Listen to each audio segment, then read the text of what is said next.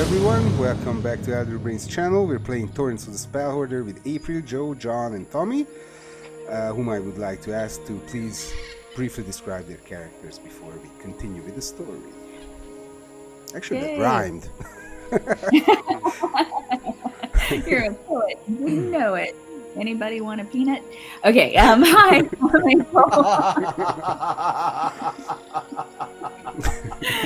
I'm playing Mayra, Deep Scar of the Azure Abyss, Triton, Oath of the Open Sea, Paladin. And she is not a poet. In fact, she thinks that that kind of stuff is a little too satirical. Yeah. My name is Joe, and today, and also in previous episodes, and later on, hopefully, if he survives it, I'm playing Rax, and he's a Wormslayer Ranger. Well, definitely today I am playing Ko, the Echo Knight, and his thought of today is wondering how big of a hat he truly can wear to support without hurting his head. Hi everyone, Tommy here. I'm playing Ferromalars, the Bronze Dragon, a ranger who will be around for many thousands of years. bragging about his age category and all that. Right, This is a drop in the bucket for him. This is his fifth adventuring party. You know, he's not letting us know, but Yeah. He's humoring all of us.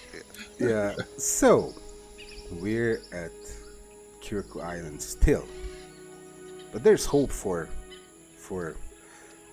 survival, but hope for an escape from the island as well, because you know there's a ship somewhere where Lord Beramophismos, this half red dragon gnomish Centrosian noble, has hit his ship named the Flamedrake. And you have one of his men from this very strange valley, which was under the influence of this node of enchantment, very powerful node of enchantment, that you struggled a lot with it. It has these layers of enchantment protecting itself and its secret, as it turned out, with all the minotaurs who basically fell into its trap, and also Lord Beramophismos' spell slaves, and Lord Beramophismos as well, though the Lord didn't seem to be a subject of the enchantment powers of the orb. Rather, he was staying on his own and kind of probably researching the orb, as you could see, and extracting some sort of a fluid out of it. Now his spell slaves were in different positions. They were, as their name implicates, they were slaves of Lord Beramophismos, but they are also willingly, as it turned out, willingly following him for power, given to this spellcaster and these spellcasters from a certain group of Abalats. You know all of this from this one single survivor and one single spell slave whom you took out from the valley with yourself, Krajnir, who is willing to tell you where the ship is in return for all the riches he can lay his hands on. He's calculating, selfish, as you could see. Well, he's most concerned about his self advancement and of course survival. Now he had a deal with you, and the deal was that you take the adamantine tower from the most inside cave. That's Lord Beramophismos' personal tower, a magical tower that can go into shrink to diminutive size, and also go back to the camp site where he wants to recover a secret chest. By as the spell, so it's a chest hidden on the ethereal plane, as you described. But he's telling you all these arcane terminologies, which you obviously can half comprehend only. But it's a chest hidden somewhere, not visible, but he can retrieve it with a miniature replica of the chest, which is again in the tower. So he wants all of that. In return, he will tell you where the ship is, and of course, he wants you to take him away from the island to Santaros, and actually the seat of Scales, the only city on the Isle of Santaros. You have your plans with him, but for the moment, oh, and let's not forget Sir, what's his name again? This one. Pigismund? Pigismund. Sir Pigismund, who is not with us at the moment because he returned to his own beautiful fairy realm to continue his sleep and his dream that he just passed for Rex's sake. But he was part of the action, and he and Mara took the adamantine tower, and as you return for the second time, and now you are all under the foot of this, or by the foot of this mountain, within the jungle. Krasnir standing in front of you, still, bruised, and, of course, he didn't wash yet, and all that. He's bloodied, and, well, he has the marks of Ko's sword on his chest still. I would say he is in a very bad physical condition, like very wounded and tired and all that, but he's, eager to continue with the deal you guys struck. It's really hot, humid, the jungle is loud, everywhere is chirping birds and monkeys, you can smell the sea, you are very close to it, and you are eager to leave because it's been too much of Kyoko Island. I give you word, please. Quick question. Go. The deal we had with this slime bag is that because he was talking about equal share at the end and all this stuff. So Oh yeah, well, plus I need to add the never lay- gave his word to any kind of deal. Let me stress that as well. okay. So what happened was Mara got really angry and confronting, this vile behavior and the whole background and the whole, just the whole, how to put this, the vileness of his motivation and being a slave, but still accepting his slave status for power in return from Abellath, which is one of Mara's absolute nemesises. She threatened Krasnir, and Krasnir understood that his life is on a string, so he immediately went into changing his deal and said, we can share equal, you can get part of the treasure. He wanted to convince you with getting some of the treasure that he first wanted for only himself in return for the ship's location. And I think Lars and Mayro were both outside when Rax and Co. Decided, made any agreement. Yeah. Okay, so Krasnir stands in front of you. His half elven ears and his short hair are still, a bit bloody from the strike to his head and also his chest. His clothes torn. You can see his red robe with the golden embroidered emblem of House Physmos, or Clan Physmos. His wrists his forearms are covered in these metallic arm brands, or how you call this? Bracers that reflect his slave status, and he says, do you have the tower? We do. But we don't know where the boat is. Yeah, well, Back to the campsite for this other treasure that is going to be worth tracking through the jungle again and maybe facing a half Tyrannosaurus Rex black dragon. Right? I hope we can avoid it, he says. also the tower has the replica of the chest, so we need to Okay. grow. You know the password, which I. What told you. else is in the tower?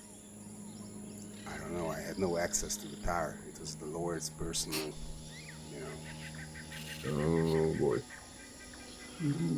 stuff. I think Well, do Rax we- is pacing kind of back and forth in a very small area because we have now, just so I can be clear, have we made it back to camp, or are we still there at the You're at the cave with the Mhm. yams? No. You flew. I Okay. mean, they flew out. You We met- flew out, You're right? you're right where his image is on the map. So like somewhere Right. on the small peninsula south. Great. You know, the western. I'm sorry. This is the eastern end of the island under the mountain. 10-4. Right. Sorry about that. Yeah, Rax is pacing back and forth, kind of. Is opening there and enough space clenching his hand. here? I'm sorry. Is there enough space here to Of course. set down the tower and activate it? Mhm. Okay. All right. Go ahead and pull out the tower Yeah. and kind of put it in an open space and, you know, a la peanut butter and jelly sandwiches. Yes. The magic, that's the magic command word for everything, right? That classic phrase. So he goes. What's the password again? The password is the draconic for domination, Zunslathar. Zanslatar. Here, Lars, you read this. This is like All right. Zanslatar, you say, and this tower just like immediately grows to a height of, I would say, 30 feet, 30. maybe 20 feet wide. It crushes all the roots and plants and everything under it. These claws, as in the image, what we had before. Tommy, Don't worry, we Yes. can. The claws just grip into the soil, and it stands firm, and the door opens as you said the word, and you can walk inside if you want. You can see inside actually. Can I fit inside? Yeah, of course. It's 20 feet inside. Okay, so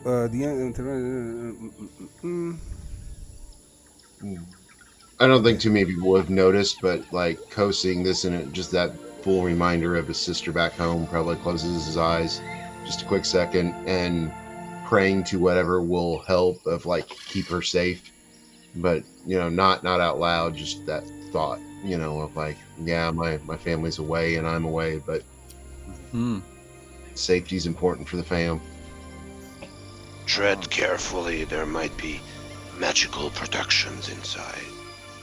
Oh, I do highly recommend we take this fella with us. But keep an eye on him. Pointing at the sorcerer. I wouldn't put past him to say the magic word to shrink it all down while we're in there. well, he's actually you see him being eager to look inside and go inside. You know, not to lose any treasure that is present. You know, so he's like kind of pushing forward, not like first. He doesn't want to do first, but he's like ready to move in if somebody. Kind of doing moves that, in, doing you know? that. Oh, are we? Can we? Are we dancing? Yeah. So if we're looking for magical traps, he's still tied up. The yeah, he's fresh, I would yeah, say we his haven't- hands are tied behind his back with rope. Yeah. yeah. Go ahead and grab the bonds, and walk and holding on to him and walking behind him. Let's go. Well, he says, I don't really want to thread into some magical traps if the master lay them.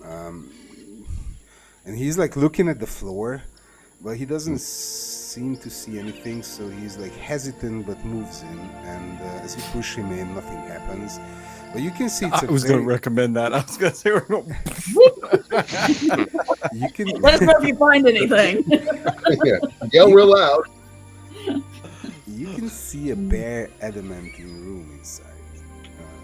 You can see a couple of few burned out candle stubs, 5 sheets of paper, and some scribbling on them, an inkwell, and a pen. You can also immediately see the tiny chest replica, which he nods at and says, "That's the replica of the chest we need." Okay. And then there is this stair or ladder rather that leads up to the second floor. No, just like I'm sorry. Go ahead. no, John. go ahead. Just kind of dragging him along over to the desk where the writing is, and glancing down and seeing if there's anything that seeing what the notes are. It's all on the floor. There's no desk. Oh, okay. No, there's a slab. There's a slab. I'm sorry. There's a slab. Yeah. And there's really. I mean, it's you see the first page or one of the pages, and it says Draconic. Draconic. Right? Yeah. It has some draconic scribblings on them. You speak This Draconic? is pointing it to Lars and Rax. This is Draconic, correct? Yeah, I come closer, peering over your shoulders, and I look at the notes. Please read that. Yep. Okay, it's gonna be a long one. I read it out loud then. Feromlar starts reading. I am pleased to declare that I have accomplished my mission to uncover the powerful magical node of enchantment as tasked by my Aboleth masters. I have reported my findings to them via our telepathic bond, and they were pleased, promising further augmentations of my physical form and mental superiority. The journey was fraught with peril, but I am proud to state that I emerged victorious. The orb was safeguarded by mind-affecting powers that aimed to deter me from accessing it. However, I was able to overcome these enchantments and eventually gained entry to the orb. The cost was steep, as the orb attempted to drive me to madness before I could attune to its magic. I am disappointed by the failure of my spell slaves against these enchantments, and I will need to seek out more capable candidates to replace them. When he says that, look over and give the sorcerer kind of a sad look. Yeah, he's talking about you. He just looks on the floor. It mentions you specifically. All right. So once the bond was He forged, says, "I'm sorry." He says, "You can laugh. I'm still living, and he's dead." This is true. For now. He looks at you, side glance. Lars continues. Once the bond was forged, I discovered that the orb was invulnerable to harm, impervious to divination spells, and could not be moved from its locations even by the most potent magic. Furthermore, upon my attunement, the orb bestowed limitless access to the heroism spell, a great boon I relish. I wonder how this magical manifestation came into being. Judging by its form of undiluted enchantment magic, I conjecture that it is some sort of conduit from the divine realm of the Wondermaker. It is almost certainly connected to the caster of the magic mouth spell at the entrance to the cave system. So yeah, there was a magic mouth that Rex heard, I guess, or yeah, Mhm. lost. I'm putting the actual image of this on the screen so you can see and read this out. Okay, most significantly, I unearthed the method to extract the orb's essence, raw magical enchantment power. I could harvest this energy by casting a 5th level enchantment spell upon the orb. I have stored doses of the essence in small vials and found that ingesting it liberates me in molding and manipulating enchantment spells beyond my already potent abilities. The essence even enables me to weave enchantment spells unavailable to me through my bloodline powers. Nevertheless, I must exercise restraint, for the essence is debilitating, and its exhausting side effects could easily drain my vitality to the point of death. I am elated at the prospect that my Aboleth masters will reward me with more blood transfusions and enhancing my transformation into something more akin to them, a true master of enslavement.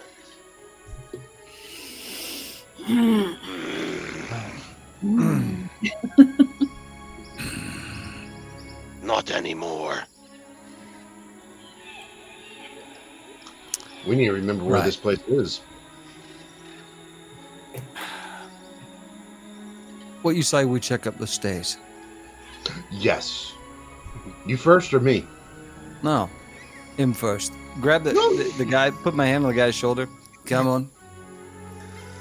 I can climb these. These are not stairs. These are what's the word again? Ladder. Ladder. Yeah, ladder. So I can climb these with my hands down. So His hands are bound together. I know he's got the manacles on. I guess no. well. He's got he's behind. Yeah, we- with ropes Right. behind. Oh, we his roped back. him up. That's right. Mhm. Team cool. Cut him free, leave him bound. Might as well trust now. I don't trust this man. Okay. Tell you what, Outvoted. You Outvoted. trust Go too. just You start trust climbing. too easily, Cole. I This is will true. go up there, check it Okay. out, and if it's safe, we can all do it. Right, start climbing up. Okay. You climb up as your head emerges from this entryway of the ladder. You can see another bare room with another ladder, actually the same ladder leading up to the roof, sort of to the trapdoor. Also adamantine. Everything's adamantine. There are some arrow slits on the sides of the second level, and you can see some more personal belongings of probably Lord Baron Physmos, which were, this is, his sleeping area. So you can see, first of all, what strikes your eye first is a vial rack made out of wood. It holds 4 vials with a thick purple fluid that glows with a purple light, similar to the one that he, The one that's in the tank. the fluid that was dripping from the orb. Ah, As he writes, just to make easier connections, as he writes in his journal that he extracted this fluid which took strain on his body but gave him sorcerer's powers, or like magical powers of enchantment, enchantment related magical powers. These he harvested more of it, and there's 4 vials of it in this rack, which just faintly glow. right. There's a bedroll, and there's a map of Kyoku Island, drawn in hand, by hand. There are some spots marked on it, some locations marked and labeled, so that's, I'm going to read out more of that, and yeah. Alrighty. Some Grab the food, map. some leftover drink, like. Grab the map, tuck it under my arm. Just a map. So on the map, very important, it's there are 5 locations. Let's go to the map, okay? So I'm going to show you what the locations are, which is going to be it's going, so an interesting turn, especially for Krajnir, because let me choose a nice little color. Can I draw like this? Yeah, it's quite faint, but Showing this to the group too, like unrolling the map out. well, the thing is that maybe I drop some. No, that's not good. These are really faint. I'll try to do my best to highlight them in like super light Drop yellow. pins. Just drop pins and Pins. make them big. Pins and make them big. Where do I find pins? Images. Drop, Characters. drop pins if you can. I can't find the pins. Okay, I drop a pin. Ding ding ding. This pin. Bing. Okay, thanks. locations. I will copy this one. I don't know where you dropped these from. Did not find them. So yeah, one of them is. Tommy, can you help me because I need to do so many things. So this is. You don't change the size. Just drop them where they need to be. It's location 4, 5, 6, 9, and 10. So let me go to the map. 4, 5, 6, 9, and 10.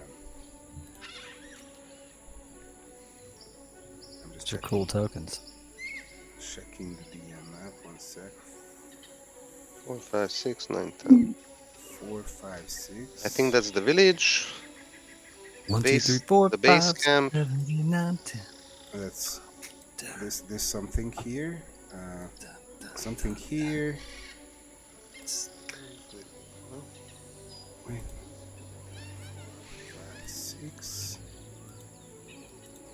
3, 4, 5, So 9, 10, right? So it's these locations, okay? It's a great song. It's such a great song. I mean, Sesame Street knew what was up when they wrote that. Was that Sesame Street or Electric Company? I believe it was Sesame Street. 1, 2, 3, Okay. 4, 5, 6, 7, 8, 9 to the pinball. Do, do, do, da, da. I think that was remember the Electric Company. song. So good. These are the locations. I would like to ask for an insight check, please. What are the labels? Oh, the labels. Well, easy, but the insight check will tell you. The labels are says Lair of the Fatted Worm Beast. 5 on the 4 on the island. Can you tell me? On the north. Show around the This north. one, Fatted Worm Beast. Fatted Worm Beast. Then the one on the very east says. What's that? No, west. West. I'm sorry. Yeah. Number 5. I'm going there. I'm just easier for me to. So Fatted Worm Beast, and then it says Rockhorn Village. Rockhorn Village, and then it says Crimson Revenant Hive, Yeah. and then which one does he have? 7 as well. Or I got it. base camp, which obviously Base marked. camp. And then the next says Ship. no wait. The next says Orb of Enchantment or Node of Enchantment, and then the last one to the east says Flamedrake. None of them say exit. So No, Krasnir looks at the map and then looks at you guys and he falls silent. We had a deal, remember? You haven't delivered on your side of this deal. And now you seem kind of obsolete. He falls silent and looks at the dragon. Ko always trying to be a little cheerful. Just prove yourself worthy, and you'll stay being with us. I recommend a bit of a huddle. Good. Ain't just us. You say cuddle or huddle? No, huddle. Huddle. Okay. Huddle. No, used to all the You way know, that humans are affectionate. Like we do on the pitch. You know, Okay. one of these. But don't touch Let's me. go. I don't like it. Let's go. But we'll get Okay. close and we'll all talk about it. So come on, just you stay put. Team Yeah. only. He nods. Yeah. Right. Yeah, roll that insight check, please. Another one on top of what we did? Oh, you did one. Okay, tell me your result, please. Bad. Well, what's the result? Don't go. Natural 20. Oh. 10 for me. I got a 9, so Okay. Didn't roll yet. The DC would be 16. So a natural 20 is a 20. Yes, you can still as you get together and you glance or you start getting together, you glance at this guy and you see Krasnir first of all looking around, looking at you and immediately starting to measure up how how he could escape. He's moving his hands. He wants to try to. Of course, he needs his hands to cast spells, get out of his bondage, but he's not trying to be obvious. You can see him doing this very discreetly, but still, you see through his, his intentions. You can see, his intentions become very clear to you. Oi! Point at him. Don't do it. I see that look in your eyes. Don't do it. Stay put. If you want to keep them magic fingers and all that. Listen. Get with the group. He's gonna bring his voice real low. I know everybody here wants to keep their hands clean. I'm willing to do the dirty work. I would like you to roll a wisdom saving throw.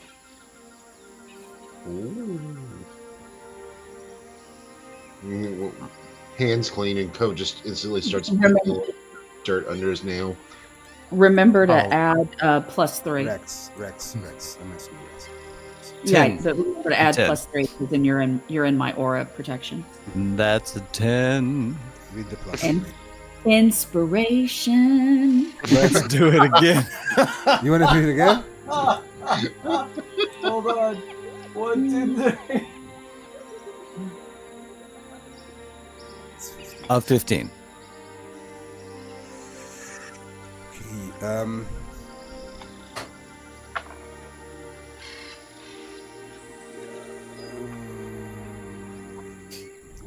Give me one sec.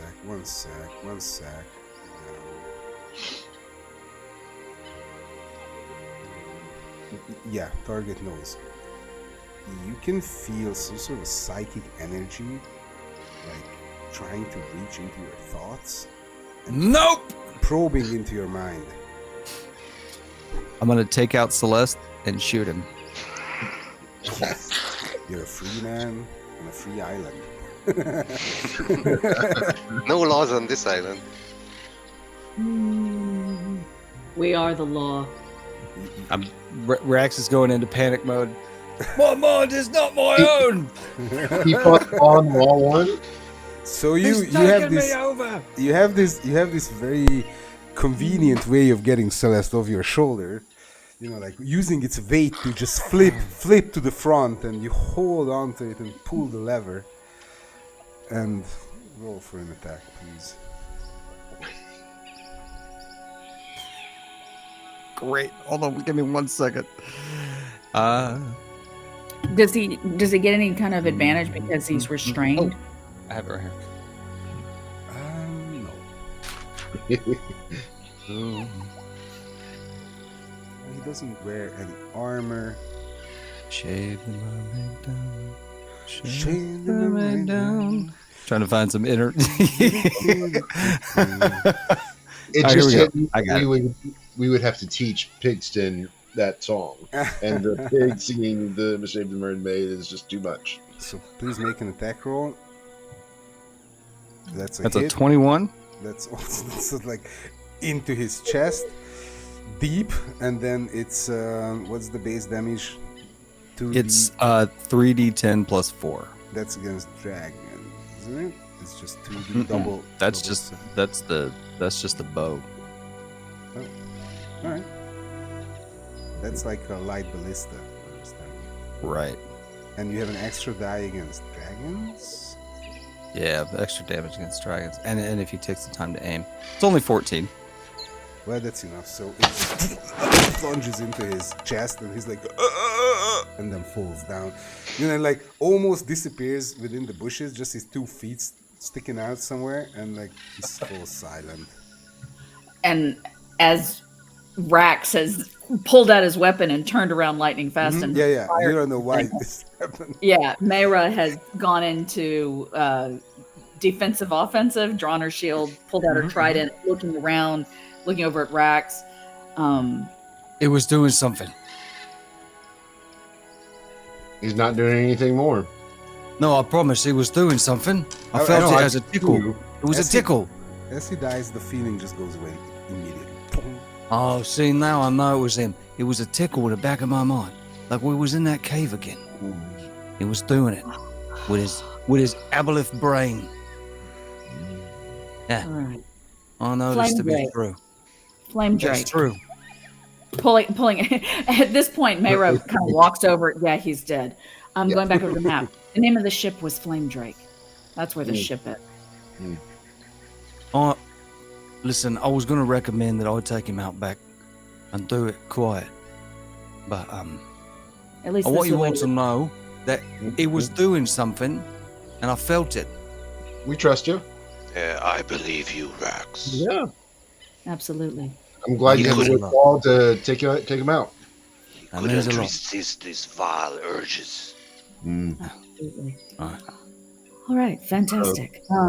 Rifle Search the through. body. Yeah. Search the body. Grab the chest. I wonder how we activate this thing. Does it have any words on it? Oh, I'm sorry. I just got carried away by the scene. Let me read secret chest spell. Arcana check. Oh, well, you never know. Roll an Arcana check, but let me read the spell because it summons the chest as Tommy enlightened me. But I think only the caster. I read it again, and it says you can do You this hide the and that. chest, all its contents. Only if you must touch the chest to the miniature rep. You must touch the chest and oh, that's it. While the chest, blah blah blah. You can send the chest back. It appears. You can use an action to touch the replica and recall the chest. Yeah, It but I appears think only the caster can do that. Mm, That's why it yes. says you, because you cast the spell. Mhm, So yeah. you know what I mean. All That's right. gone. This was a too high level spell for this guy, and he didn't know how it really works. Right, roll an Arcana check. It's 14, DC 14. Well, you're not. It's not on your list, so I would say 19. Quite high, you know. Detailed workings of spells. 14. My telekinesis mage hand, I'm not gonna roll.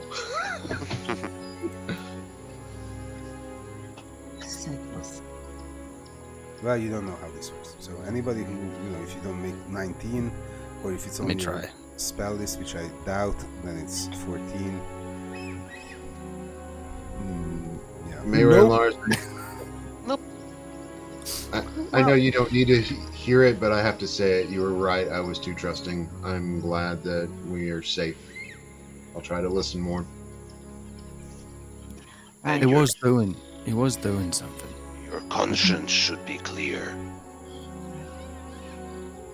So It's that weird thing where you're like, he's like, I did feel something, right? Like I was, like that was. You're what I'm doubting saying? yourself. Yeah, you know how like when you step away, the further you get, even the moment you're like, No, you that definitely, was something, right? definitely felt something. Yeah. So, We can take it to some wizard when we reach the city. right. Right. I'll Right. add it to the pack then. Are we Well- ready to see how much further we can get back to where we were at the beginning of this day? Which, so we think that the Flamedrake is a ship, right? Mhm. Flamedrake. Yes, Flamedrake. The Flamedrake was Oh, named as the same ship thing. in the Fire journal. flame. We can call it what we want if it's ours, isn't it? Yes, We call it anything. we can definitely rename it, but I hardly doubt that's the priority right now. Right That's now, true. it looks like there is a marking on this map called Flamedrake. We know from the journal that the ship was named Flamedrake. No. We also know that that location is very close to where we were this morning. Mhm. So, we should be able to make it back by this evening. Oh yeah, a couple of hours, not even evening. So it's like Oh. 11ish, and you get back like by 1 you'll be there. A couple of Right. hours So, through the probably the coast is the easiest. Co trying to make Co trying to make a bad joke. We should stop back by and get more yams and mangoes because that's worked out well for us every time, right? No more yams. No. No more yams. Oh, okay. No more yams. I thought it was funny when Mara was explaining the plan. I hear John over there, and we're both doing the exact same thing at the same time, going. I just picture the two of them just like agreeing with like every sentence. Right. So let's go take the ship, and let's go get paid. Hey. Paid? We haven't done any work yet. No, we get paid for showing up. That's the deal, right? Oh, okay. Well, maybe not showing up, but we still have got a this ship. I don't invitation. care. Pull out the invitation. We've got this. This fella wants to pay us to do a job. And right now, we're very late. Very late. Hey, at least now we have a fort, and we can put a fort in a fort because Mayraz are tagged, and I find that humorous. But yes, let's walk and talk. We got a fort with a dead body in it. Oh, no. Ko then throws that out after he's checked it. All right, Now we've got an empty fort. you diminish the fort, and you put it in a pocket. Somebody puts it away, and then you can write up. What's the name of this? Instant fortress. Instant fortress. Yeah. It's an instant fortress. Beautiful, wondrous item. That you can actually drop on someone's head. Yeah. Yeah. A lot of damage. So you walk. What? Where? You walk through. I think mountain. coastline. Lars flies and kind of surveys the route ahead. Oh yeah. Are we taking? We're on the south side, so we're thinking the south around and jump over the cove. Like here, like that. Okay. Well, just the water. You need to cross either somehow or Yeah. go around. But still, going around is just an extra hour. But in a couple of hours, you're at this location, and you are looking for a hidden cove. With a ship. With a side, of course. The size of a ship. Yep. So, let me jump there. All right. Maybe there's another one with an airplane. That would be faster. Let's find the hidden airplane. There's no airplane here. Okay, so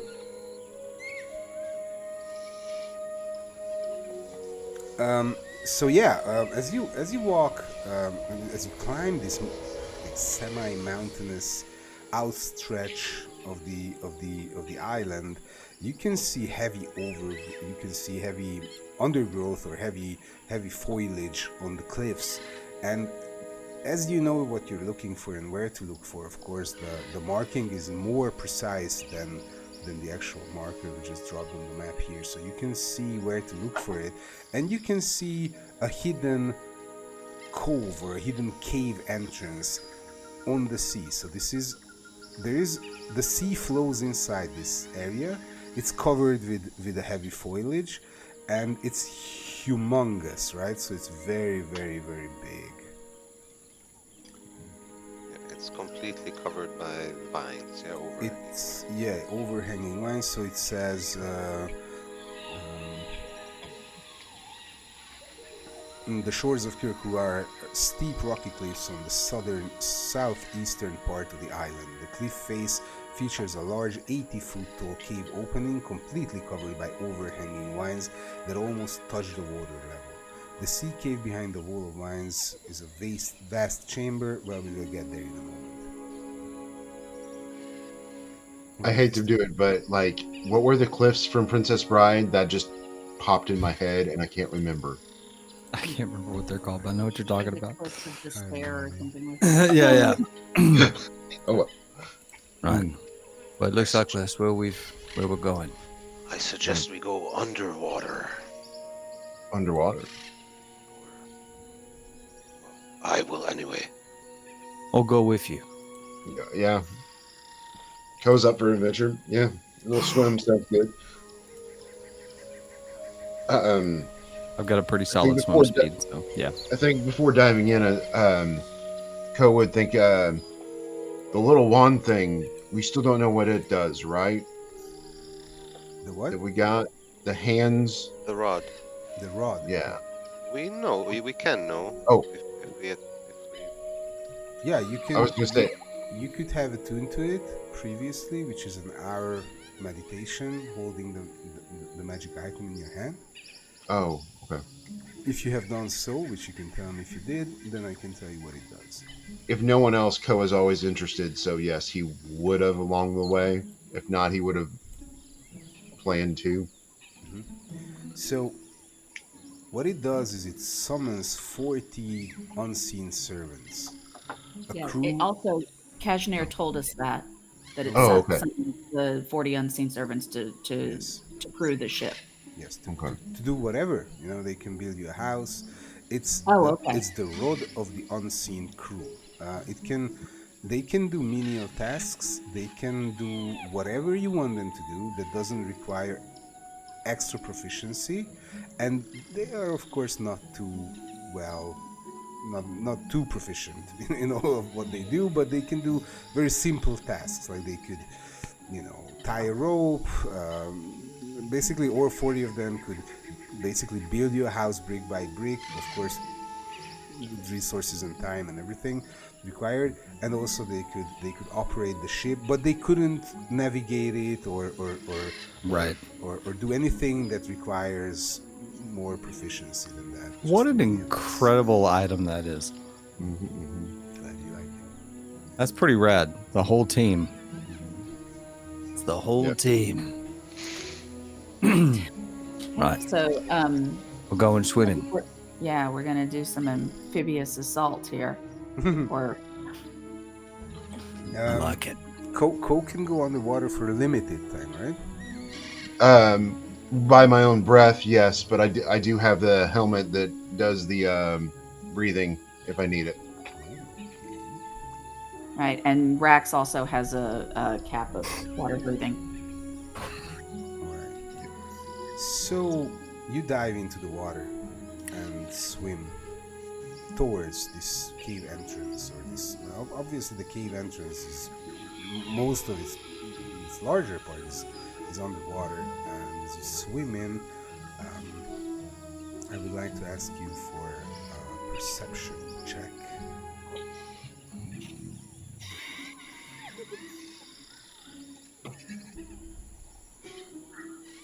Oh, 7. 14. Just 18. 27. Oh yes, thank you. thank you. Thank you for the high roll, because I can present you the case. That'll be the last I roll for this session. So for me, Imagine this underwater cave. This cave being underwater. This lake within the cave. So you can see two things. One is the bottom of the ship, right? Which is red, very red, unusually red. Okay. Then you can see a chain, and this is far, far away. So I mean, this is 28, right? So you see this from, I would say, 280 feet at least. And you see through the murky waters, which is here not that murky because it's clean ocean water, and It's pretty shallow, yeah. yeah, but still you can see this, and the chain. This is the anchor chain. Obviously, ships, so it's not new to you. It's anchored, so the anchor is down, and it's anchored. The anchor actually is in between some. I mean, it's not on soft soil or in soft muddy soil, but it's clinging to some rocks or cliffs. That's the part of the whole rocky terrain around here. But the worst part of the thing, this will be all cool, and you found the ship, and your heart starts to be, we can get away. It's a ship. It's there where it should be, and it's intact and stuff. It's there. But you can see these huge humanoid shapes, 3 of them, around the anchor, like kind of camping underwater. And then you can roll a nature check, please. Just Mira, right? Just Mara, yeah. Well, yeah, Mara, who saw them, yeah.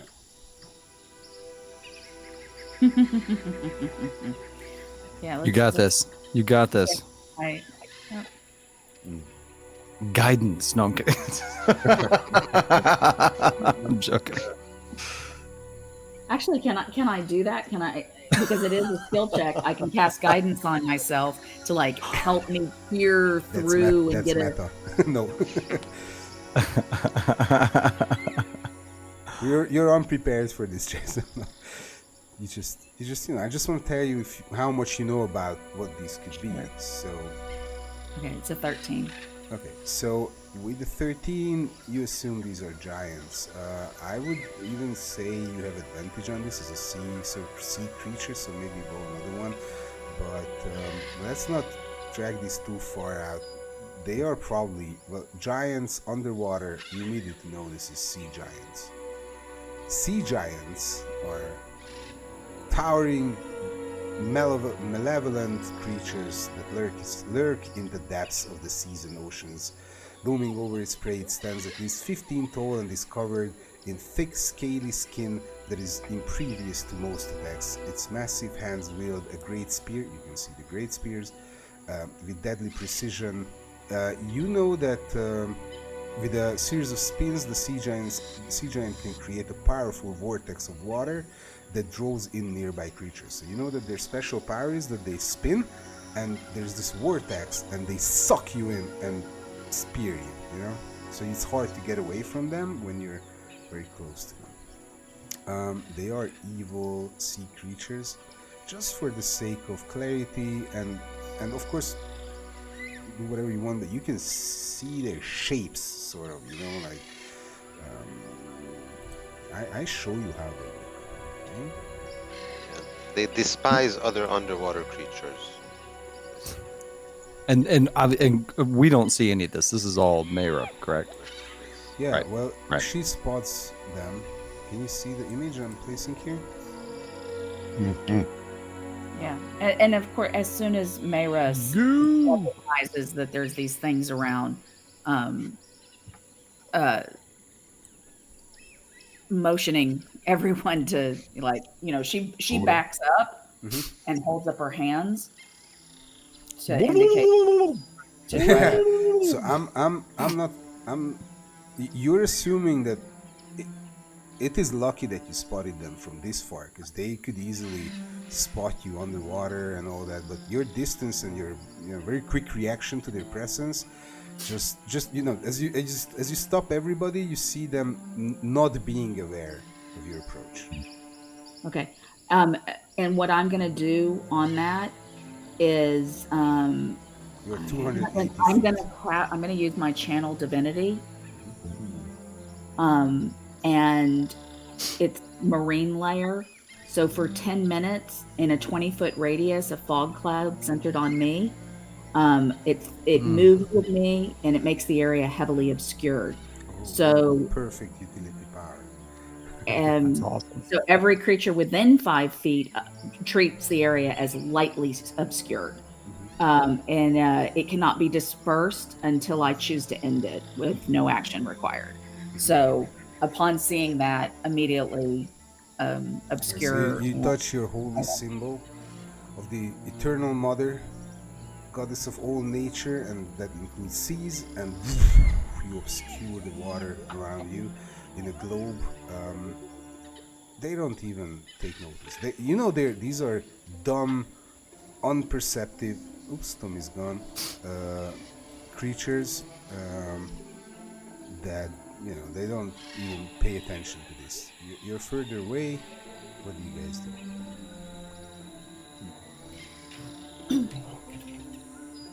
So Rax is pointing up, so I guess I would definitely follow, and seeing that Mayra is doing a defensive thing. Well, so let's talk about communicating underwater. Yes. Yeah. Having the water breathing cap and swimming still doesn't make us able to just have a regular conversation. Exactly. So Rax is tapping people And you're and now in pointing- this obscured area, right? So reaching to see where people are yes, and pointing up. drawing like, very let's close to get- each other. And Yeah, like get together and let's get out of the water. Yeah. Let's get together now. What do you do? Because this is a They're like, what, suggestion. turkeys? What are you trying to say? Turkeys, where? Roast or fresh? Sandwich or food? You, okay. Go ahead. So I guess we all kind of huddle together and back up, and then go ahead and get back out of the water so that we can All right. So first of all, all you I guess talk. you I would assume you swam in not close to the, or maybe your call. If you swam close to the rocks on the side, to the cliffs wall, then you're very close to the shore, sort of. You can climb out easily. If you went into the middle of the cave, then of course you need to swim to the side. In either case, when you come up, just decide, and I'll let you know. When you come up, you can see this image unfolding.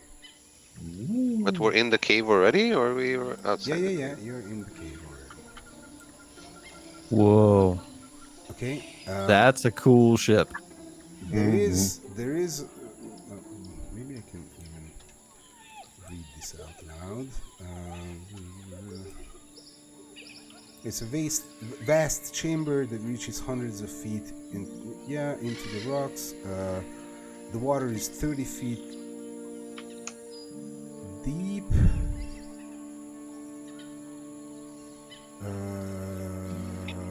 Dim light seeps into the cave from the outside. Vines cover the entrance. Yeah, basically that's it. So you can see this ship, which is of an unusual design.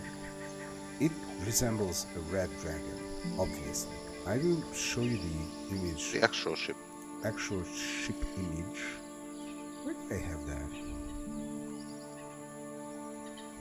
Tommy, any help there? Sure. I have not prepared the Flamedrake. Oh my god. Cool. Look at that thing. Yeah, I have not, because we have a map for that. So I'm going to move us all to the map, okay? But the map also has the image. That's why I'm saying I'm going to. How do you change scenes? Oh, here we go. I need to, one sec, change the scene. I said change the scene. How do I change the scene? I'm just dropping it here. Yeah. It's always a new interface. So this is the actual. Oh, hey, I know that quote. Hey, wait a minute. Yeah. Recognize that famous sign. Okay, so I'm showing to our kind viewers. I'm showing only the ship itself, but you can of course move around and see the map. But that's probably not necessary at the moment. What I'm going to also do is drop in the giant image here, so that we make sure that we know who we're dealing with. There was 3 of them, just to remind you. Okay, so the giants. Well, the size, of course, is different. It's just to show. 1 second, updating there.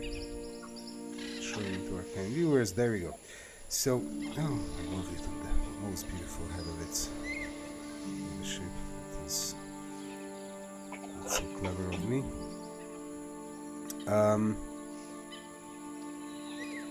This ship has wings that resemble that of a red dragon. 3 pairs on each side, which actually serve as its sails. Its figurehead is a red dragon.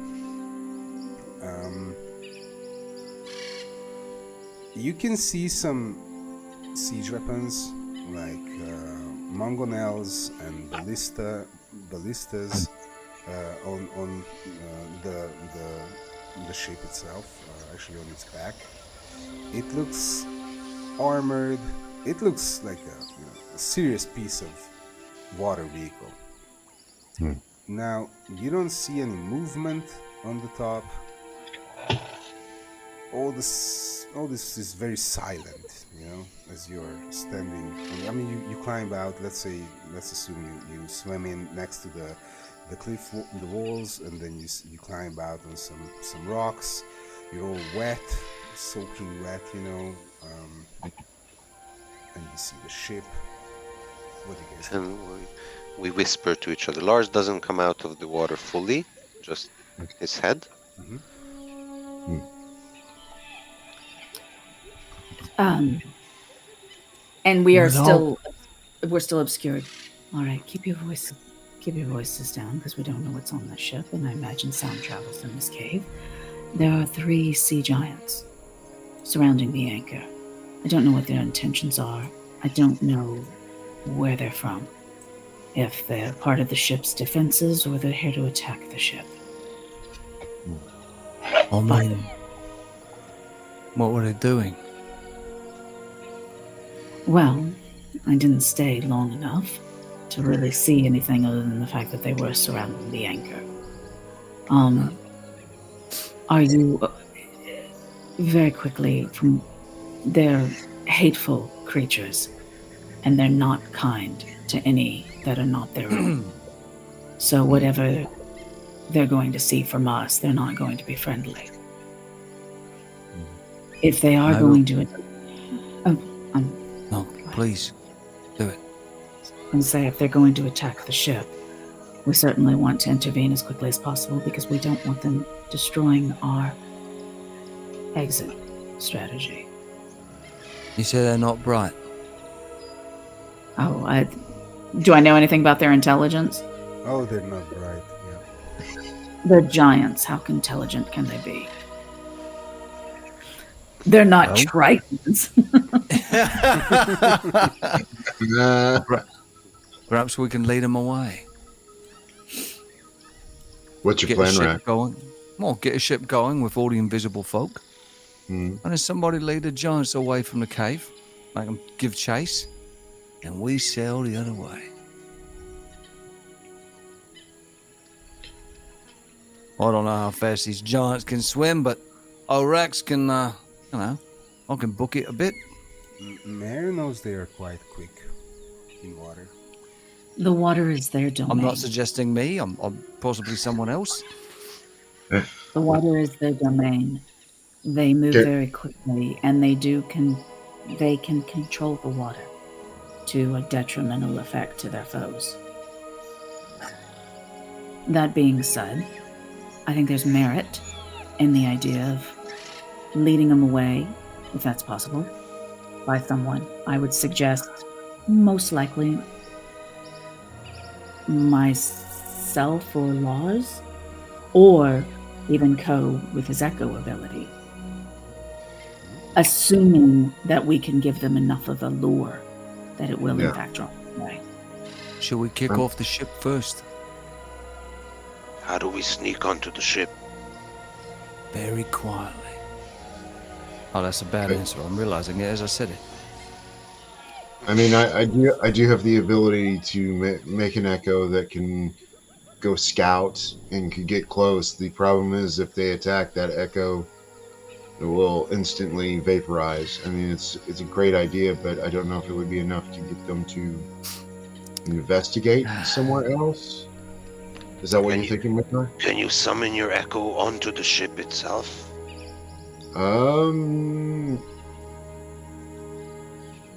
No, I could summon an echo that could probably go towards the ship. What's the distance? I should look, but I think it's up to 1,000 feet. Let me. 1,000 feet? Well, this is Goo! 50 feet away. The ship is 50 feet away from you. I know everyone's thinking it, but I really don't want to call on Sir Pigismund again. I feel like he needs a break, and he's done a lot of good already. Do you know any fish fae? I don't know any fish fae. It'd be a good, I could try calling one, see what happens, but, honestly, it's a roll of the dice with them folk.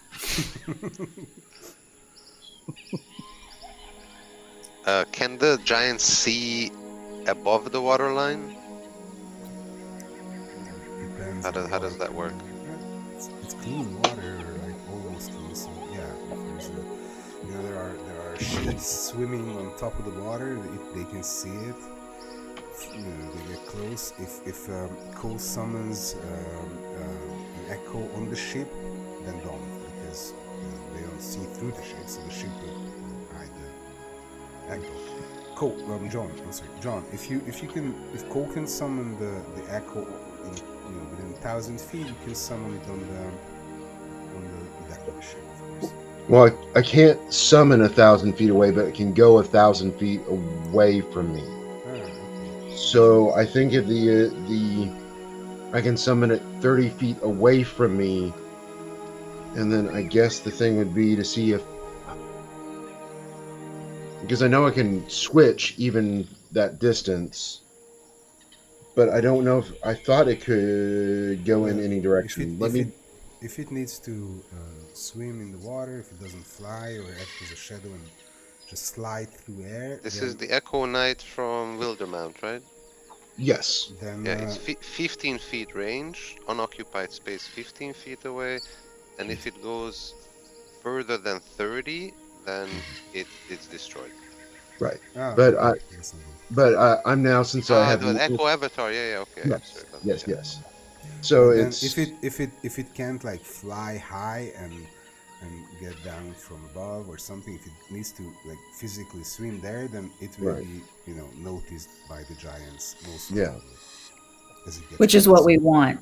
So, Ko, can you Yeah. put your echo in the water and have it, since the ship is only 50 feet away, Right. the giants are only 50 feet away. So, if you summon your Echo Knight into the water within 15 feet, 30 feet, the giants are going to see it, especially if it flails around.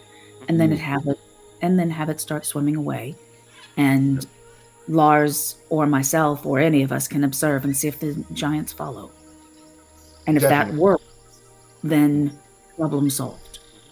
Have Well, it chase your echo. The issue is once the echo leaves the 30 feet range from me, I will lose my ability to control my body, and I assume the control of the echo. So as long as you guys can carry me, I'll go in my shell and you can drag me along. Does that work? Yeah, sure. That certainly works. Okay. Can you relay to us? Yeah, I You can will still talk. I just can't see or like really. You will be able to see through your echo's eyes it's Yes. moving and relay back to us what the giants are doing. This sounds Yeah. like a feasible plan and one we should probably move on as opposed to talking about it for another hour. I agree. While the giants jump out of the water and do whatever they're about to do. I do agree with that. Okay. All right, so you summon the echo. Yep. It's one of your distant relatives, right? Mm-hmm. Yep. Part of the clan. But a living So- one, right? Huh? It's a living one. It's not like a Yes. bird spirit. Yeah. So you recognize your I don't know, second cousin. Twice removed. Try Yeah. to move.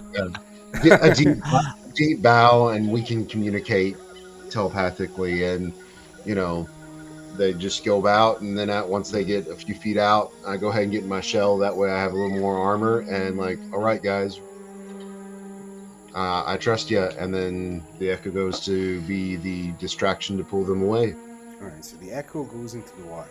The ship is 50 feet away. The giants are 30 feet underwater, which they are 15 feet tall. So like they come up to half the level of the water.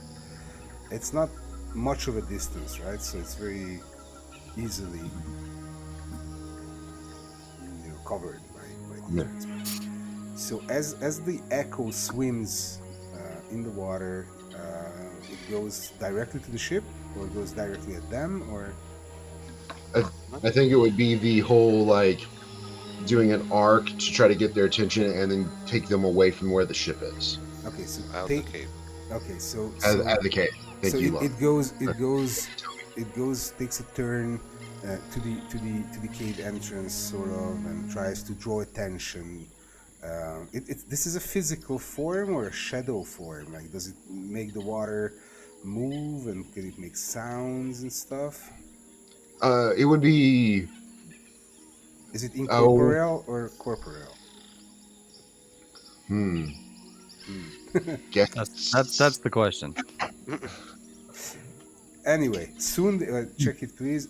Either way, it somehow either visually and physically, it creates sound. Draws the attention of the giants, and once it does, it realizes that it needs to very quickly move out. Its move speed is what? It would be the same as mine, so 30 feet. 30 feet. So it swims 15 It says It- it's it loses. corporeal. It explicitly blocks movement, which also means that it can have a rope tied to it. So it says corporeal. it's yeah. So it moves at like turtle speed, 15 feet with each move. So like 30 feet around because it's half movement in water. It does. You don't have a swim speed, do you? I do. Well, I do, but it doesn't. I don't think it gets all my abilities. Okay. Anyway, these giant. Oops. Lost everyone.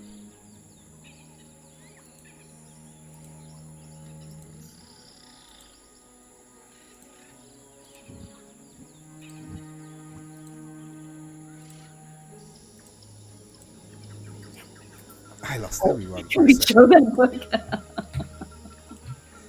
So it You'll it never lose us.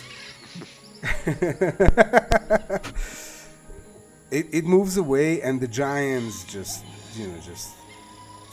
race out to catch it, immediately, leaving the anchor and the ship where it is.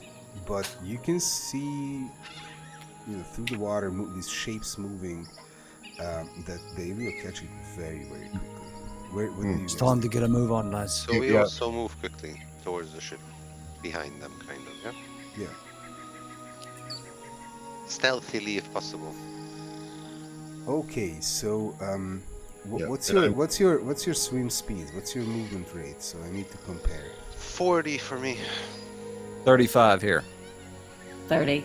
30, 35, 40. And you're dragging me. 30, dragging him, yeah.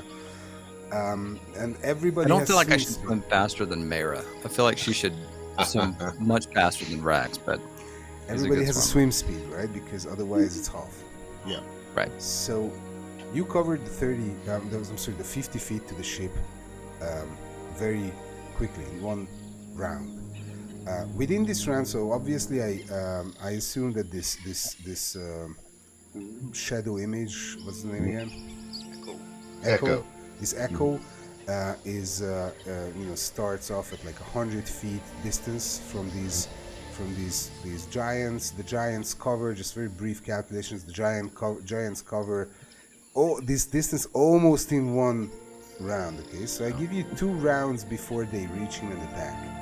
So first round, well, they are sprinting and they swim 40 feet, 80 feet altogether. So in one round, so they are very, very, very quickly in reach with their spears and all that. But you reach the ship. First round, they move. First round, you move and you reach the ship. You climb up. Please roll a climb check. I make it easy for you guys, but you need to climb up the side of a ship at least. Well, there is lots of scales and handholds and all that. It's a 10, but if you don't, then you need to retry all next turn and next turn. So it's a DC 10. right. Is it just an athletics or an acrobatics check? I'm sorry. or- Yeah, an athletics check. 21. Oh, 21. Perfect. Oh. Sorry. And with a 21, you can easily bring Cole along. Even though he's heavy, Come on, let's do it. you're very strong, and you take him. Teamwork. Yeah, it's a bulky load. He's a bulky load, but still, with a 21, you can easily. He's not heavy. He's my brother. Anybody who failed? Nope. Okay. Nope. Obviously, the dragon just takes the air and gets there. So you're on top of the ship. Let's find you a good location of the ship. Give me your location Here, of the ship. Actually. somewhere.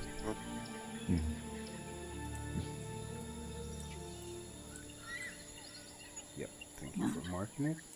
Please, I'm going to put your characters there. 1 second. Oh, that was the please. marker, not the pointer. Sorry. Did it again. Please change the size. Please help me with the tokens. I'm dropping everyone on the map. We don't need these. I'm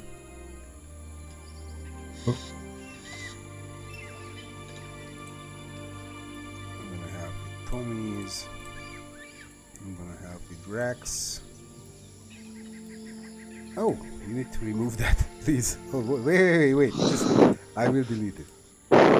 It's gone. Thank you. I will help with Cole being dragged along. You're beautiful.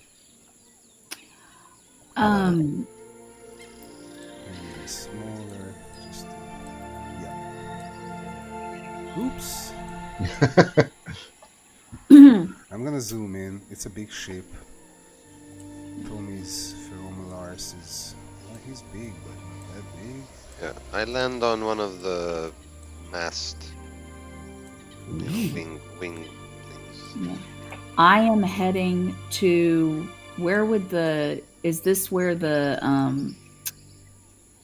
ship wheel would be, or does the ship have a wheel?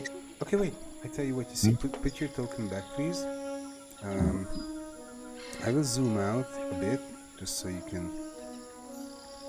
No, I'm sorry. It's for our viewers that I zoom out, not for you. So that's the top. Yeah. So you can. Okay. Let's go step by step.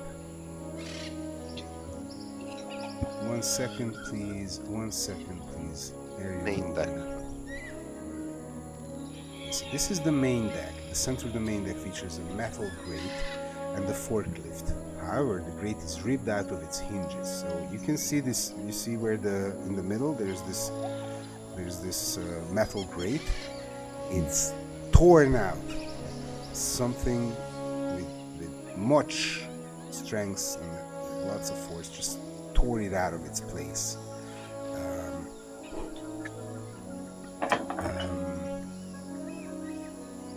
Grate is ripped out of its. The mortally wounded bodies of several individuals lie on the deck.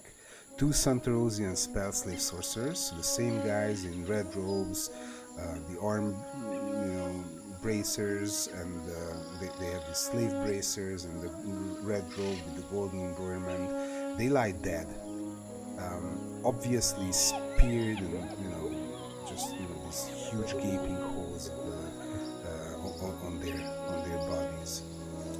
There's also a deep sea elf, clad in armor made out of shells and bones, lying there. I'm going to show you these images. The spell slaves, you can imagine. I will show you the image of the elf in a second. Please zoom on it.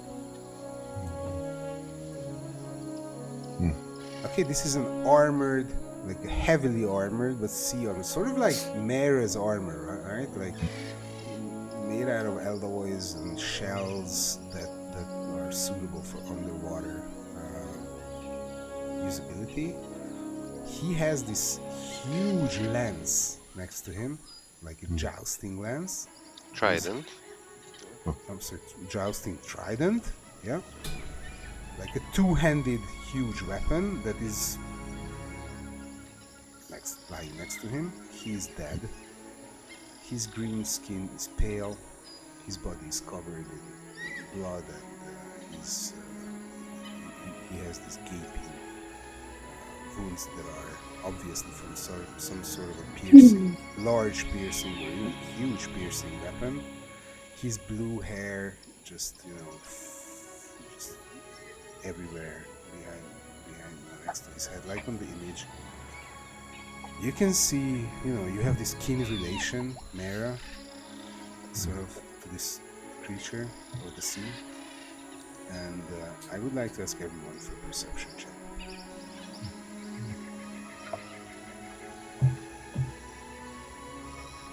I'm assuming that I'm still holding the echo, so I'm out of the perception check. Correct? Correct. You're making it swim. 12. That would be a 6. Yeah, I saw that. You know, when you're doing half what the dragon does, that's still a good day. I mean, Yes. Encouragement. Very much needed. Well, Oh, the thanks first for the you all support. climb up and you can see, I'm telling you this from Mara's perspective, right? So you all climb up and Rex just in front of him, he pushes this huge shell that is actually Cohen, and just bumps it on the other side of the railing, sort of this teethy metal railing that you can see on the map of the ship, and like what do you call this in English, like pants heavily. panting. Yeah, he pants heavily, and then Mary just comes over, sees the sea elf and the dead spellslaves, and then you can hear from below the crate's location, from inside the ship, you can hear these sea giants speaking their language, and then you tell them to shut up. Like right below the grate? Yeah, right below the grate. Yeah. Oh, okay. So Lars just takes. So they rip the step grate back out. very carefully. Yeah. and you squat down, and you can hear this. Like Mary is the one again who recognizes the threat and goes, shut up. And they speak giant, yeah. So we. Yeah. Well, I'll be a Kraken's ink stain. And they are loud. boat. You can hear them. Do we hear Well, any other it's voices, not or that is it? loud. Actually, Feromars also hears it with the 12, but it's not. Whatever. Mary just immediately recognizes the threat. Pinpoints, yeah. Go ahead. Right. I'm sorry, April. No, I was going to say, do we hear any other voices or see anything else, or does No. it look like the only things still living are these sea giants are on the ship? That's Yes, it. Yes, they How are. many individual voices? You hear with this high roll, you hear several other stuff as well. So first of all, you hear 3 of them inside the ship, right? Cole knows that there are 3 others.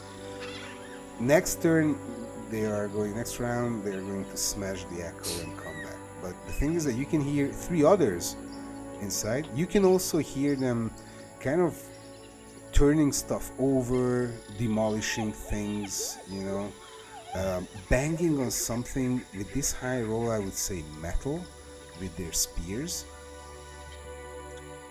So I You think don't speak giant. I guess nobody of you speaks giant. no. Mayra's going to pull out the scroll of Cloud Kill. we lost Joe. Let's wait for him to return for this scene. Yeah. Oh, here you are, back again. Yeah. All right, let's do Cloud Kill. Right. Whoa! So Mayra, Okay. You're only gone for 1 second, and all of a sudden you come back, and it's all Cloud kill this and Cloud kill that. All right. That was a turn of events I didn't see coming. so she's going to hold out the scroll, pull out the scroll, and hold up 3 fingers and point down. And then kind of waiting for anybody to get like Lars or somebody to jump in and go, no. Otherwise, go ahead and cast Cloud Kill down into the hole. All right, so you look down. Please look at the map. Backing away and getting Celeste yeah. ready. Yeah. Mm. Sliding away. So please. It's got a range of Slip 120 sliding. feet. Yeah, it has a range of 120 Let's feet take and a it. 20-foot radius. Let's take it So. slow and let's take it step by step. First of all, please make a stealth check. Right. You can make it with advantage, I would say. Okay? They are And absolutely occupied by something. 1 sec. It's the popo. Kill it up. why is it giving me a plus 9? I don't know. Oh, it's adding those dice because I'm putting 2 dice. I'm such an idiot. Sorry, guys. Let me do this again. I'm doing with advantage, adding 2. That was what the that's what the problem was. Okay. And then it's a d20. Okay, there we go. I should have kept the first roll. That was a 16. All right. Well, I give you advantage. Let's see their stats. So that's 7 altogether. Yeah, it was I manually added the d20s. So anyway, I re-rolled to do the mechanics or the owlbear right. So Mira takes a step and there's a huge creak, yeah, like where you step. Like you kind of squat or even crawl to Look, the you guys side. could have had an easy death. Now you'll have to have it the hard way. Their passive perception is 11. That was your Yes. DC. Well, you failed the dice. No, their passive perception. I thought you were talking about Yes. mine. The dice writes the story. So you lean over.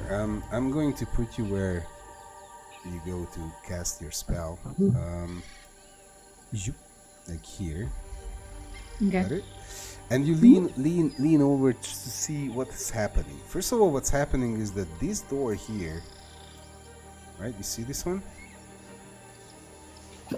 This door, there's a little room in there. So this is, of course, I will tell you how it looks, but there's this metallic door that they've tried to break through. Okay? All 3 of them turning this way. That's why you had advantage. The door's closed, yeah. The door is closed, not like on the map. It's closed. It's a metallic, heavy metal door, some sort of a secure compartment, and they are banging on it with their spears, and they try to pull it out, but they fail in doing so. Okay. Once you go over to the edge of this great. Or this hole, you make a sound and they look up, all 3 of them. One of them looks up and hey, and then all of them recognize, and then you all roll an initiative roll. Should have given this to you, Rex. What, the cloud kill scroll? I don't want to touch that. Rex, the thing is, Rex wrong. can use scrolls, but he doesn't believe he can. So Right. He doesn't have, yeah. He doesn't believe in scrolls. Right. Oh, I don't know. I don't know what it says. I could say it wrong. Kill all of us. okay. So I'm assuming I had to put up my shield in order to pull out the scroll.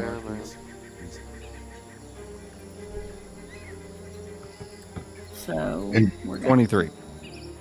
23 for Rex. Cool. 21 for Mel. 21 for Mayra. Do you want me to roll, or will I still probably be gone for a round? Well, this is first time you come up, second round. This would be the 3rd round. So the round before, I'm sorry, I forgot to add that the round before this round. So while Mara was going there and shushing everybody and hushing, whatever you say, how did you say? And that turn, these 3 giants, one of them just reached and a spear thrust, and the echo is bloop, gone. Okay. So in this turn, you come to your senses. You come out of your shell, and you make an initiative roll. Okay. Those giants are obviously unaware of what's going on in the ship, but they will probably return. 09? 14. 14. Yep. And sea giants? Oh my god, their great spears are really threatening. Sea giants, they roll +2. They are giants. Wow, fast. Giants. And I'm going to roll a d20. And not do the additions. Oh my god, 21. 21, okay. Well, Rex is first, then I guess Mayra or the sea giants. Let's see what Rex does. Let's do this. Go ahead and brace myself up against the wall of the ship and put a fire around. Now, question. Hmm? I don't have crossbow expert. And I get 2 attacks around, but I think with Celeste, because I have to load it each time, it's Yeah, it's one just attack one, around. yeah, exactly. Correct? Okay, good. Just So- want to make sure I don't want to. So you I don't move wanna to cheese the it. side, and you're on top. So I mean, can you please check the Alver map layout, because it will be Mhm. important. Yeah, You- I'm looking you at it go, right now. You go to the side, and you're one level above, right? So like, you shoot down at them, Right. at one of them. Is that advantage on the roll since I'm higher? I don't know. Mm. I'm just trying to stack my benefits here for Yeah, the. make it with an advantage. Let me have a. It's Christmas every day, anyhow, and Hanukkah, and That's right. Kwanzaa. That's right. All of it. All of it. Those. I'm going to add them to the HP tracker while we're there. Okay. That's a 23. Nice, it's a hit. Easy, clean hit. Great. I'm going to go ahead. It won't count this round for this giant, but it will count in the next round. I'm going to name that giant as my favored foe. Do. I'm almost done. Because I know how to do this, because I'm a pro. Let's see, baby. Let's do it. There we go. Please. Oh, no. 2 and a 1. A 7. Oh, I nicked him. Good shot. A 7. Name him as my favorite foe so that I can do more next round. It's a 7 in total, right? 7 in total. Yeah, it was a 2 and a 1 with some pluses. Okay. So what happens is, 1, 2. Works now. So you can see the. Can you see the HP tracker? No, it's not there. Why doesn't the HP tracker show? Oh, because this. You see the amount of damage this does to this one? Not too much. Not too much. So this is a scratch on the foot, right? It's really ugly, these black ones, but you can see how they are. So it's a scratch on the foot, and Oh, looks like a Now huge- someone's got a scratchy foot, don't they? and it says something in giant. Think twice. Bungadara! And, what do you guys do? Who's next? Mayra. Okay. Well, since I've got the scroll out, she's going to go ahead and use the scroll and cast Cloud Kill. First of all, I don't want to be much of a hassle, but can you cast Cloud Kill from a scroll as a paladin? Everybody can use this scroll. Yeah, my understanding, as long as you have casting ability or you have spell casting, you can use a scroll. I don't think it has to be, because they don't in 5th edition yet distinguish between. But let me make sure. Can you cast spells that wouldn't be on your? Spell list. Can you cast from scroll? Because you might be right. Maybe I can't cast.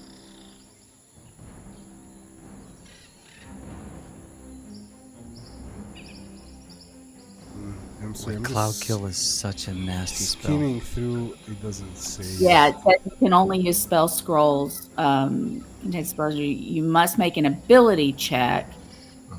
No, that's fixing. This is the problem when you try to do a quick Google search. Yeah, exactly. Because then you wind up with a bunch of people going, "This is my house rule." Yeah.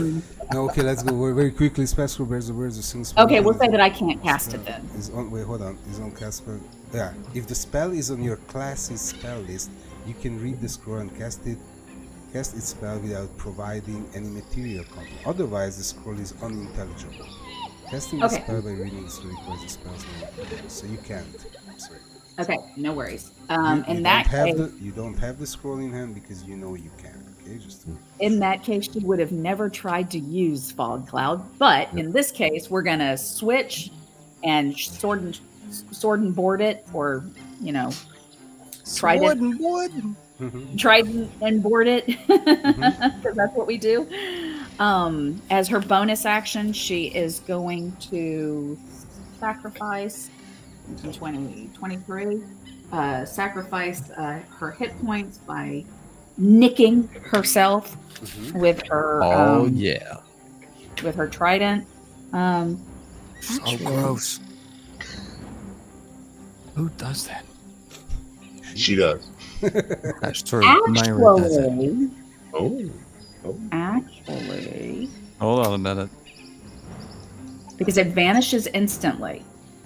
So actually, yeah. So I'm going to activate this, and then actually I'm going to charge it with 15 hit points instead of Whoa. Supercharge. Come on. yeah. We're going to supercharge it What? so that we can now use.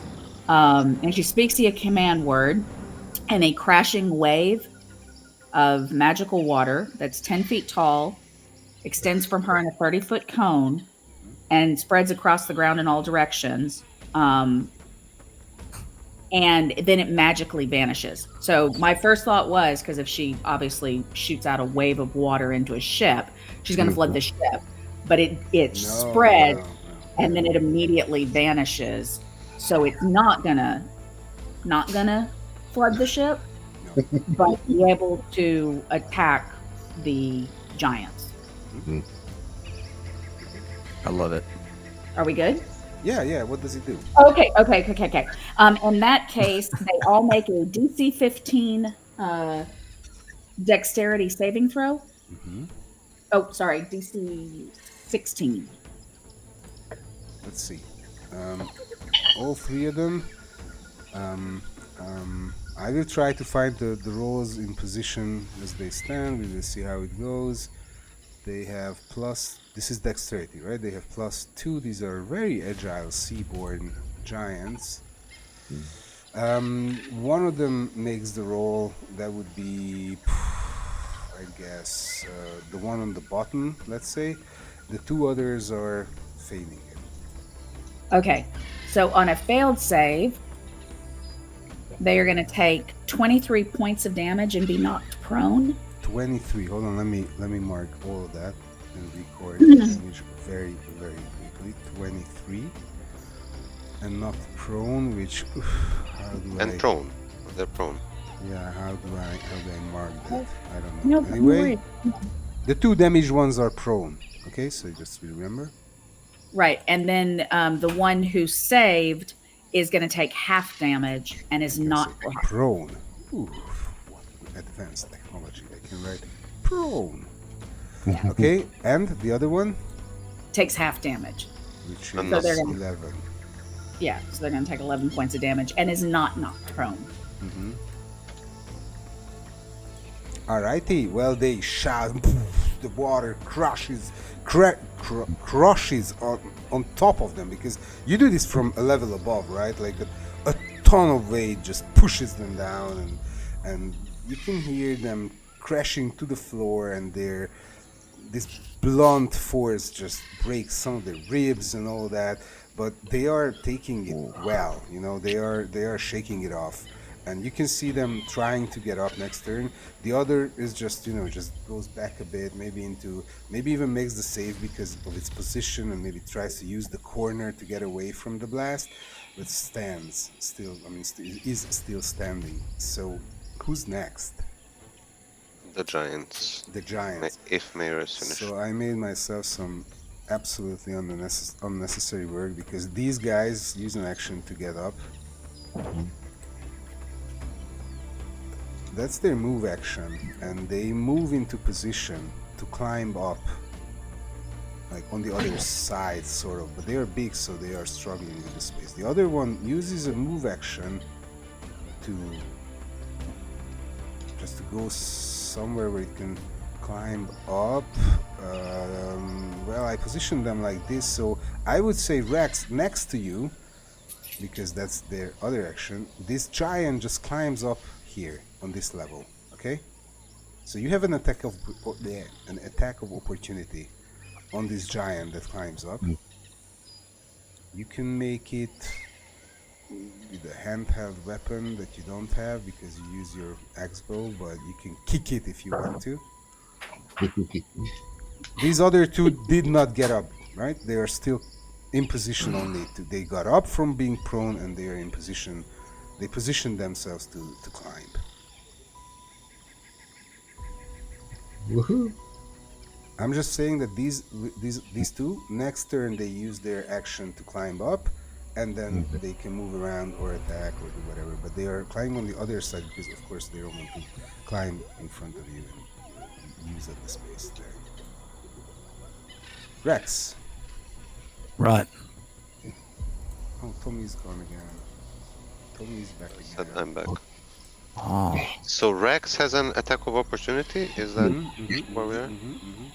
With Celeste or what? No, With- not with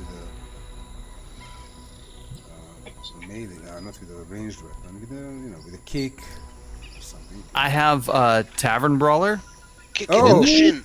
Great. Can I take Celeste and slam it with the butt of it and use it as an improvised weapon? Yes, of course you can. I give you a D8 damaging. Great club damage. Oh, that's what I'm talking about. All right, let's do it. It's a biggie. You can use whatever at your. You use this heavy I love it.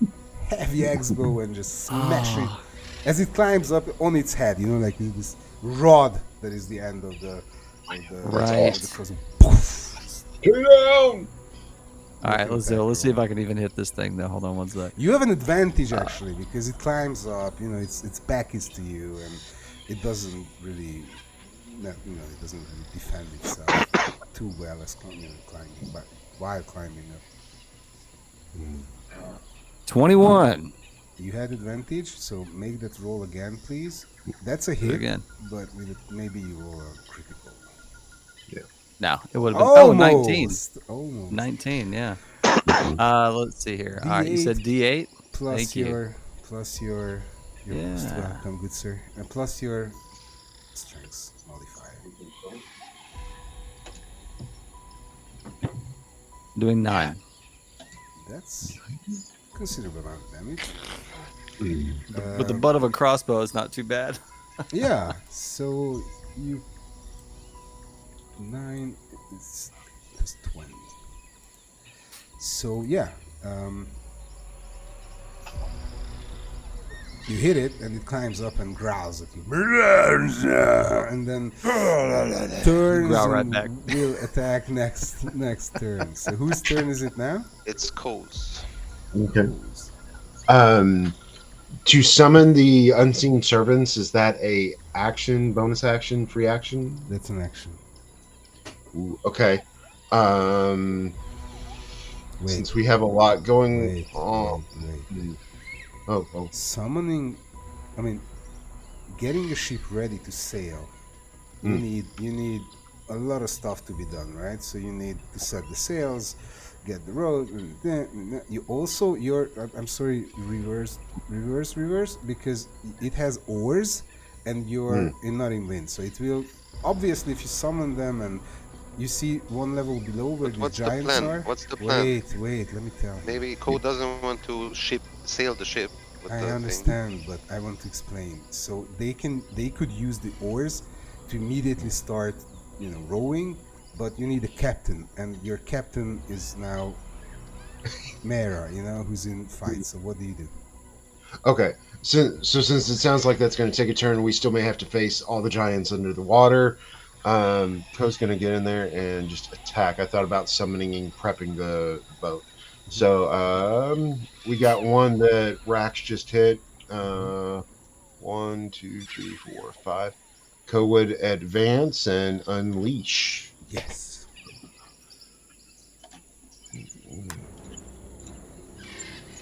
Okay,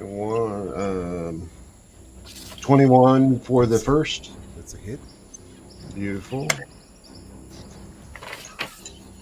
For a total of 14, 18 points of damage. Do you need some of that's radiant? Do you need me to No, say which one's no what? division. No. Okay, beautiful. How much? 14? Wait, I need to record. Oh, sorry. 14. Yeah, it was 14 on the dice and then plus 4 for 18. Right. Okay, good. Next. Yep. Next one. Excellent. The next one is 22. That's a hit. Yeah. For Very nice. 13, 17 more points of damage. And for the big Maybe the last one's That's a hit. okay. 4, 9 plus 4. Yeah, 13 more points damage. Are you adding any magic bonuses or? Just my strength bonus, so 2d8 plus 4. So this is not a magical sword.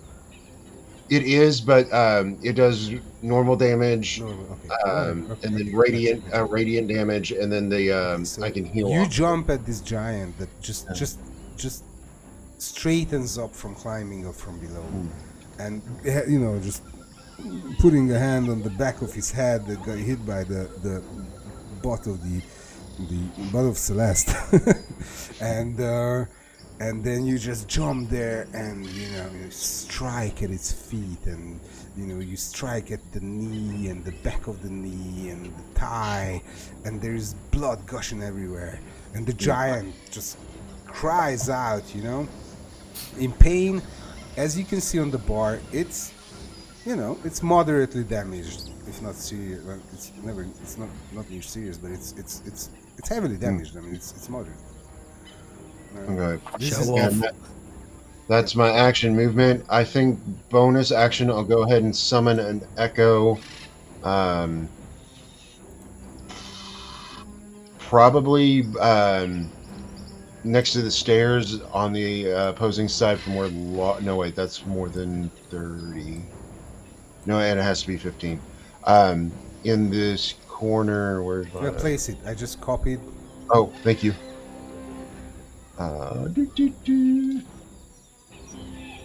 Just right here. That way I can get out of the way if I need to. All right. And that's my turn. All right. Anybody else? Oh, of course. Yep. Tommy, you're the last one in the turn. Yeah, last one in the turn. Clean it all up for us. Tommy! Cleaning up for the day. Alright, so Lars takes to the air and optimizes his lightning breath weapon, flying kind of behind here. Yeah. Here, Can you fly that much? 80 fly, so yes, I guess. Yes, Easily. you can. You can. And dropping a line like that. Yeah. Do that. You know, all three, boom. Oh, of course. So that's DC 15. Is this the first time that Yeah, I mean, I'm sure I've seen it, but like I think- seeing this breath weapon I unleashed? think so. Yeah, It's- come on. It's 2 ones and the save. The middle one saves. That's 49. Oh my god! That's hardcore, man. 49, that's 49, that's 77, that's 117. Wait, are they wet too? Because Mara wetted them up with her attack? Is that do more damage? It would be nice to think, but the water does magically vanish as soon as it hits. So, Okay. Yes. yeah, since we didn't That's flood 20. the ship, we don't get to electrocute the giant. Alright, and with this And blast, yep. They're smoking now, I guess, a little bit. Yes, and so this is very fast, right? Like you cover a distance and turn in such a swift movement, that Yeah. everybody's like, "Where is the dragon?" Oh, there he is, and then it's the crackling lightning out of your mouth, and Actually, I'm like standing like here on the upper deck. This is above, so Yeah. like that. and you land on the upper deck, turn very quickly, and then unleash this line of crackling energy or lightning that just burns the flesh of these enormous giants. There's no chance you miss them. They're so big. One of them, the middle one, just moves a bit as it, from the corner of his eye sees you unleashing. But the other two are totally caught unaware, and they, as you can see on their bars, this one on next to Ko and Rax, on the top, is very heavily wounded. The other two are not doing too well either, and I think this is where we will pause our session today. Oh, exciting. Excitement Yes, I would like to ask your thoughts. Um, we have a bit of a time to discuss all of that. Yeah, can I go first? Please, yeah. Sure. Yeah, I don't know if there's. I'm so used to like there being like an order to things. I'm like, who goes? Because we don't want to talk over each other. Wow. What a cool ship, and how cool that there's sea giants. I was like, oh, maybe they're the like sea devils, right, or something like that. But no, it's sea giants, which is terrifying. And I love that he was trying to work some stuff. There was a real, the sorcerer when we were in the tower. It was a real kind of conundrum there. Like, how do we, you don't just go around offing people. But I think Rax in his heart of hearts was especially paladins though. Well, and it's like he was a slave, so he has, and that's the culture, and so he has the mentality and and all this. So like, look, I have a good life as this, and I know what's expected, and I know what to count on, and I know my place in society, like all this stuff. And so there was this struggle, I think, especially with Rax, who's like, you remember in the old days, like, look, sometimes you just got to do the dirty work, and but he's like, but we're not supposed to do that, right? We're supposed to do the right thing, and what's the right thing? So he's like struggling, and then the second that guy was like, it was like, nope, done. but then he was like, was that the right thing to do? And because he was about to offer to the group, look, I'll go talk to him and take him out, and nobody has to get their hands dirty. And then he was like, I was about to suggest that to a paladin, like, what am I doing? And then was really left with that sort of, was he doing that, or was that just me? Did I want to do that? Like, he's genuinely conflicted. I mean, Rax isn't the sharpest tool in the shed, but he felt like it was the right decision. But he feels a little, slightly like, I don't know what the right thing was, but he's like, I'm glad we're past it. Yeah. It was definitely a mind-related sorcerer's creature or person that was even with hands bound, it could do stuff. I think he's doubting himself to some degree. Yeah, since being on this island, I mean, he's encountered a lot of things that he's just not great at. And on the one hand, he has this profession, but he's not, a super survival guy and all this kind of stuff. And he's like, he feels somewhat useless to a degree. And then this stuff happens. So so he just has a lot of self-doubt at the moment. He's trying to shake that off. Existential crisis. He's having an existential crisis. So what's the point in life? What am I even doing? Should I become a fisherman, or maybe build a library? I don't know what I'll do. April, John? Go ahead. Yeah, I wasn't expecting the sea giants. I'm still trying to take that in. That's kind of that real single-minded focus of, we're going to get through his, and what's the next right thing? Well, the next right thing. So, but I love the design of the ship. The ship was pretty awesome. Pretty incredible. Yeah, that is and kudos to the artists who brought that. That's what I wanted to say. Exactly. Yeah. Let's name him. This is David Sobo, who also does magic cards for Wizards of the Coast. He's an absolute genius when it comes to design. And I hope some of our humble, meek briefings, come through the design, guidance that we gave him how to create this ship.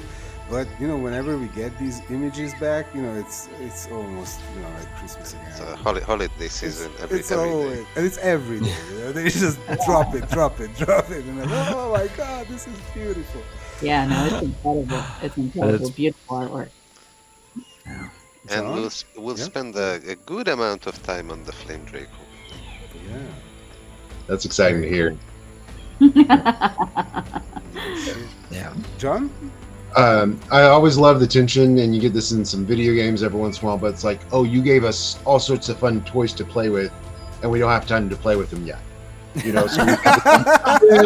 we got this tower, We've got some treasure that we may never find. Like, ooh, I want to play with all the things, but no. There's giants to slay right now, and there's like getting out, and We gotta like, get out of okay, here. Yeah, we'll do that later. That'll be a fun, The shopping tension is always day. too high, and you can't Yeah, just lay back and play with the little toys. So That's the life of an adventurer. That's right. And we need to yeah, keep remember our that viewers treasure on that their we never looked toes. into? Let's do that today. Yeah. So it's exciting. It's fun to have that kind of tension of yay, let's fight, yay, let's look at loot. Yeah. Well, I'm glad you're the tension. You like the tension and you like what's happening. Tommy, you would like to add something? Yeah, just the one thought I had is it's gonna be interesting because the entire party is very practical, I would say. So not not into the tiny details of, for example, the orb. What Really, does it don't do? let them Where time. does They will where get does it back come to from? it. They will get This back. kind of It will stuff. settle. It will settle. They will understand But what's we want to important and escape what's the not. island. I mean, obviously. So Obviously, that's There's, the main there's only driving so force. many hours in the day. Yeah, exactly. And yeah, no, don't worry about it, Tommy. Can I add to that? Please. Please.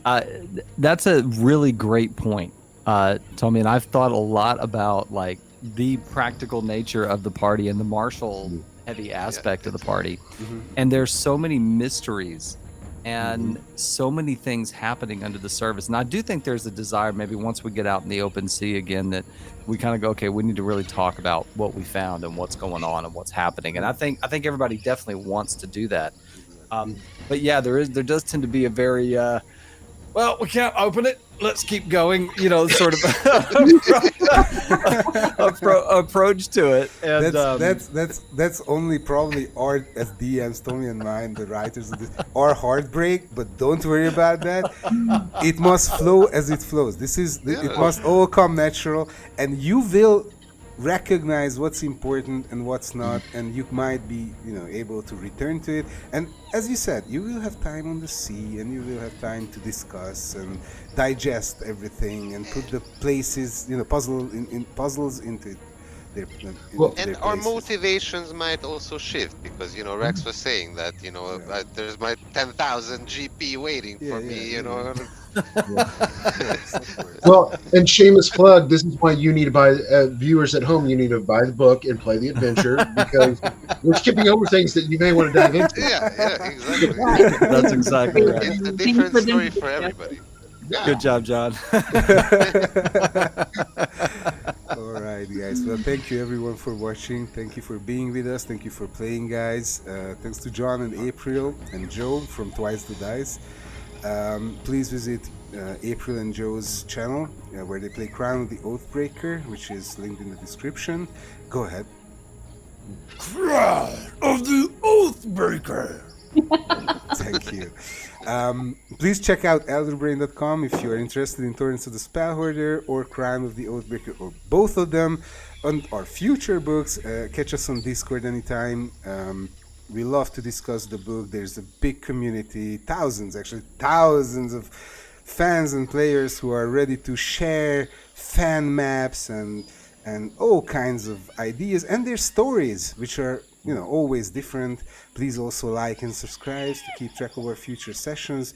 Leave a comment if you prefer so. Thank you so much. See you next time, and bye-bye. See you. Bye.